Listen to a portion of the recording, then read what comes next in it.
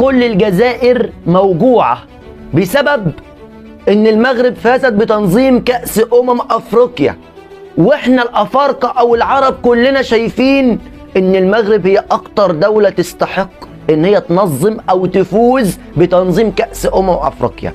كلنا كمصريين او عرب او توانسة او كلنا كعرب شايفين ان المغرب هي الدولة الوحيدة حاليا اللي تستاهل، الا دولة الجزائر. كابتن حفيظ دراجي اللي المفروض بدل التصريحات اللي بيطلع يقولها تصريحات غريبة وعجيبة، تصريحات ما ينفعش تطلع من واحد زي كده، ما ينفعش تطلع من واحد زي الكابتن حفيظ الدراجي. بدل ما يقول كلمة مبروك ما فيهاش اي مشكلة، بدل ما يقول مبروك للمغاربة ويستاهلوا ويستحقوا، لا، طالع يشكك وطالع يقول ان في مؤامرة على الجزائر.